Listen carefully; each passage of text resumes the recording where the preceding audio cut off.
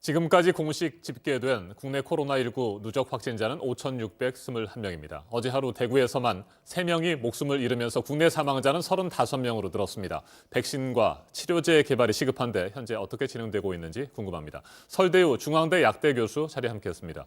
어서 오십시오. 예, 안녕하세요. 네, 교수님 우선 말이죠. 어제까지 확진자가 5,600명 선을 넘어섰습니다. 예. 그런데 그 검진을 받는 사람과 대비해서 확진자 수의 증가세가 조금 떨어졌다, 뭐 이런 분석이 나오고 있는데 예. 실제로 조금 주춤하고 있다 이렇게 볼 수 있습니까?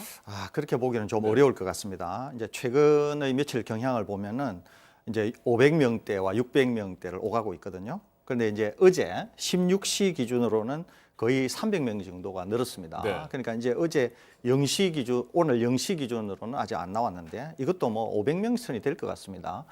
약간의 둔화 추세가 있을지 없을지는 며칠 더 두고 봐야 되는 상황이다 이렇게 보겠습니다. 네, 아직까지는 확산세가 확실히 꺾였다 이렇게 볼 수 없는 상황이고 그렇습니다. 긴장을 늦춰서는 안 되는 상황인 것 같습니다. 자, 그리고 중증 환자, 사망자는 계속해서 더 많이 늘어나는 것 같습니다. 이건 어떻게 보세요? 이거는 뭐 기본적으로 이제 고령이면서 기저질환이 있으신 분들은 굉장히 이 바이러스에 취약하고 또 상당히 사망 위험도가 높다고 이렇게 볼 수 있거든요. 또 현재까지 이런 분들이 주로 이제 사망을 하셨는데요. 아마 뭐 이것은 다른 국가에 비해서는 그래도 우리가 훨씬 환자 대비 적은 사망자를 기록하고 있는데 여전히 대구 경북 지역에서는 아직 방금 말씀드린 이 고위험군에서 환자가 지속적으로 나오고 있는 상황입니다.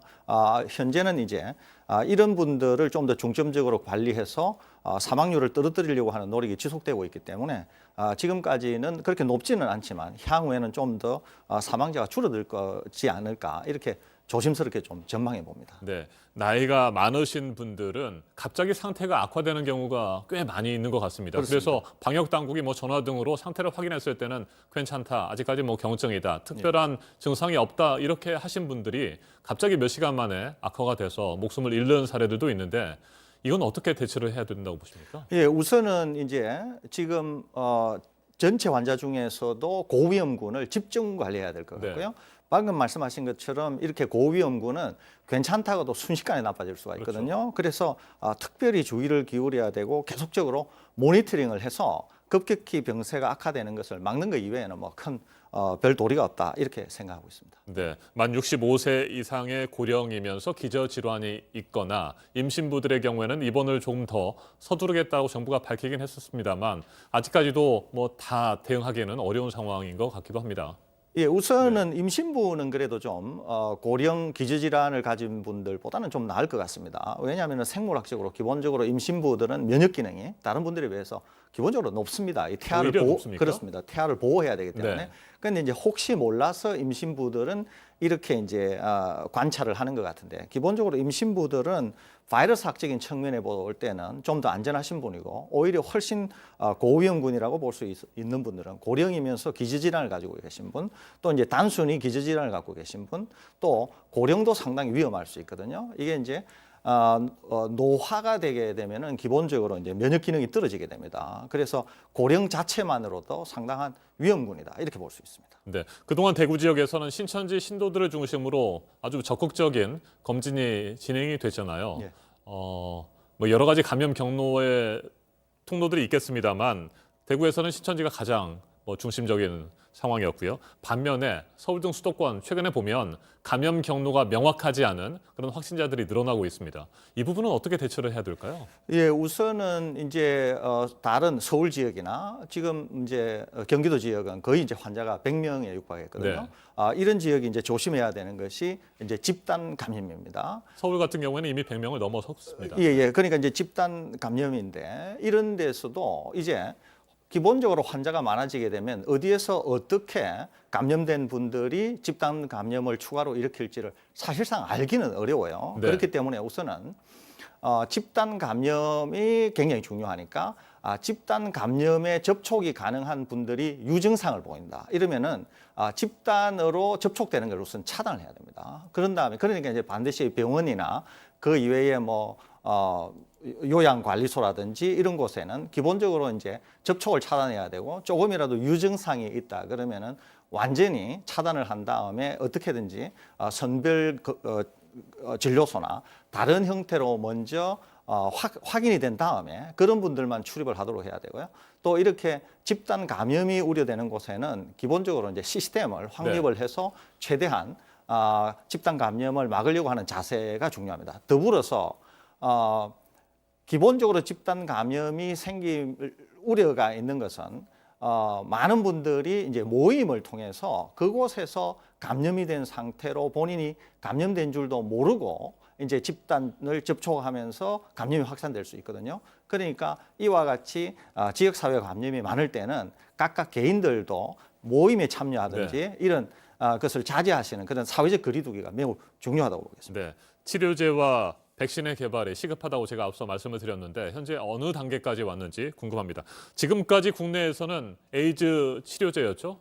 칼레트라 이걸 뭐 적극적으로 사용을 한 것으로 알고 있습니다. 최근에는 식약처가 에볼라 치료제와 관련해서 임상 시험을 허가했다 이런 소식도 들렸는데 현재 어떤 단계입니까? 우선 렘디시비르라고 하는 에볼라 치료제는 임상 중입니다. 미국에서. 그러니까 꽤 동물 실험도 끝나고 사람한테서 오랫동안 임상 시험 중이었기 때문에 어느 정도의 안전성은 확보된 거예요. 그리고 이제 미국과 중국, 일본에서 사용을 해보니까 꽤 효과가 있다, 코로나19에. 이거는 이미 이제 확인이 되어 있습니다. 그래서 이제 우리 당국도 4일 만에 신속 심사를 거쳐서 이제 도입하기로 된 것이거든요. 그러니까 우리나라에서는 에볼라 치료제로 사용되고 있던 것을 코로나19에 확대 임상을 적용하는 그런 식으로 도입을 하게 되는데 이 약은 실제로 효과가 있을 걸로 생각이 됩니다. 이미 딴 곳에서 효과가 있다고 알려져 있기 때문에 그래서 이제 우리나라에서도 조만간 이제 사용이 되게 되면 어떤 환자에게서는 뭐 상당히 효과가 있지 않을까 이렇게 생각이 됩니다. 교수님께서도 에볼라 백신 연구 개발에 참여를 하셨잖아요. 예. 임상 시험이 끝나고 나면 이게 조만간이라고 말씀을 하셨는데 언제쯤이 될까요? 뭐 한두 달 안에 사용할 수 있는 상황도 됩니까? 렘디시비르라고 하는 거는 이제 바로 사용할 수 있고요. 이것은 이제 백신이 아니고 치료제이기 때문에 바로 사용을 할 수 있고 이거는 뭐 들어오는 적시로 아마 우리가 사용할 수 있을 것 같고요. 백신은 이제 다른 형태로 개발되는 게 이제 몇 종류 있는데 이 백신은 오히려 더 시간이 많이 걸리기 때문에 백신을 사용하기로는 현재로서는 조금 시간이 더 필요해서 지금 당장은 좀 사용이 어려워 보입니다. 네, 에볼라 치료제 렘데시비르 같은 경우에는 임상 시험을 하고 있는데 식약처가 이게 정말 안전하다 이렇게 결과를 낸다고 한다면 곧바로 사용할 수 있다 이런 말씀이신가요? 이거는 이미 이제 안전성은 이미 확보된 이야기예요. 많은 환자, 적어도 제 생각으로는 아마 여태까지 수백 명의 환자에게서 써봤을 겁니다. 이 에볼라와 관련해서는. 그러니까 에볼라의 효과가 있나 하는 것은 차치하고라도 이미 에볼라 환자한테 썼을 때 상당한 안전성이 있다고 하는 건 이미 확인이 되어 있는 것이거든요. 그런데 이제 코로나19에는 여태까지 사용을 못하고 있다가 최근의 연구 결과에 의하면 효과가 있다. 이렇게 확인이 됐기 때문에 바로 코로나19 환자한테서 이제 바로 써보는 거기 때문에 우리나라에서도 이거는 들어오자마자 바로 아마 환자에게 투여되지 않을까 이렇게 알겠습니다. 생각합니다. 안전성을 검사하는 것이 아니고 효과가 어느 정도나 있는지 그렇습니다. 이 부분을 확인한다는 말씀이신 거군요. WHO가 코로나19 치료제 임상 시험 중에 있다 이런 소식도 들어왔습니다.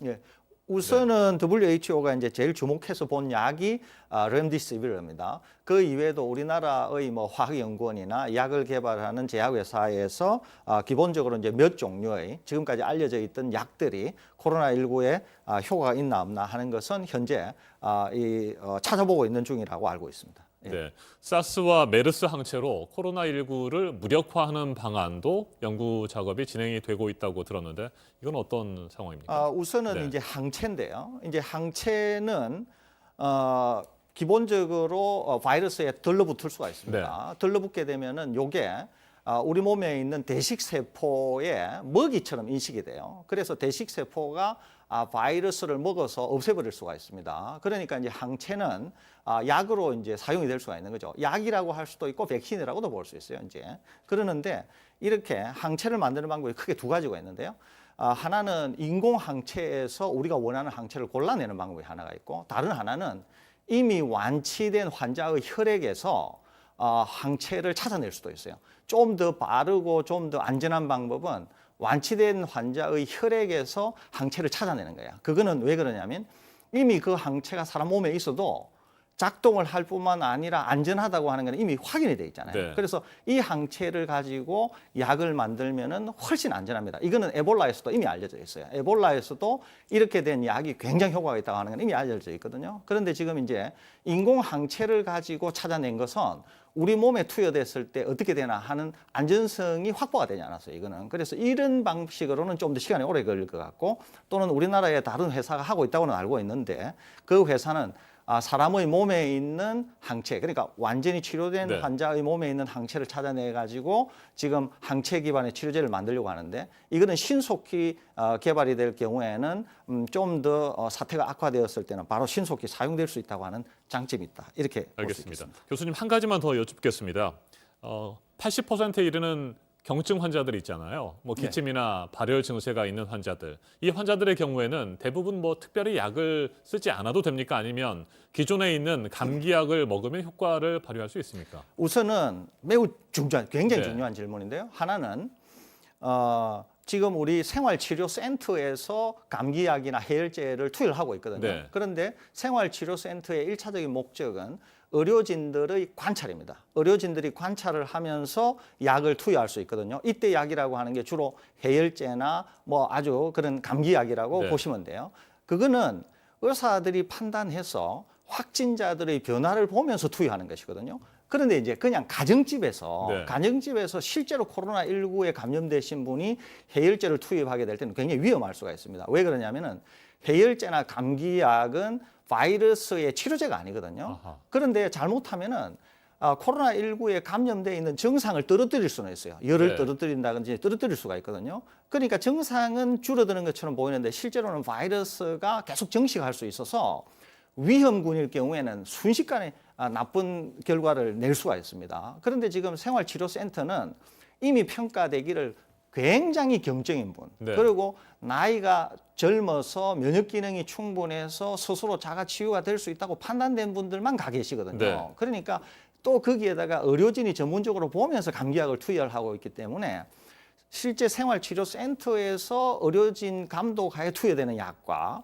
일반 가정집에서 위험 여부가 전혀 판단되지 않은 상태로 투여되는 감기약은 완전히 다르다. 이렇게 이해를 하셔야 됩니다. 기본적으로. 네. 그래서 일반 가정집에서 위험 여부에 관계없이 해열제를 투여하거나 감기약을 투여하는 것은 좀 위험할 수 있으니까 오히려 확실히 확진 검사를 먼저 받고 생활치료센터에 가셔서 방금 말씀드린 그런 의료진 하에서 투여받는 것을 권해드립니다. 네. 그런데 실제 뭐 처음에 기침이나 발열 증세가 조금 있을 경우에는 이게 코로나 바이러스에 감염된 것인지 아니면 그냥 일반적인 감기에 걸린 것인지 잘 모르는 수가 있잖아요. 그러다 보면 아마 이건 감기일 거야. 그래서 감기약을 먹는 상황도 있거든요. 있습니다. 예. 이렇게 하면 안 되는 겁니까? 그렇게 하는 것을 네. 권해드리지 않습니다. 기본적으로 우선은 지금 일반 감기하고 코로나19에 감염된 초기 증상이 굉장히 비슷하거든요. 네. 그렇기 때문에 우선 만일에 감기의 증상이 있다 그러면은 실제 감기인지 코로나19인지를 모르니까 우선 집에서 자가격리를 하시고 마스크를 쓰신 다음에 1339나 보건소로 연락을 하시면 거기에 안내를 해 주실 수가 있습니다. 내 증상을 얘기하게 되면은 확진 검사를 받는 게 좋겠다. 아니면은 며칠 더 경과를 지켜보면서 이러면 좋겠다라고 안내를 해 주시거든요. 오히려 그런 안내를 받으시는 것을 권해 드립니다. 안내를 받기 전에는 절대 함부로 감기약을 먹어서는 안 된다 이런 말씀이시군요. 그렇습니다. 알겠습니다. 여기까지 듣겠습니다. 설대우 중앙대학교 약대 교수였습니다. 말씀 잘 들었습니다. 예.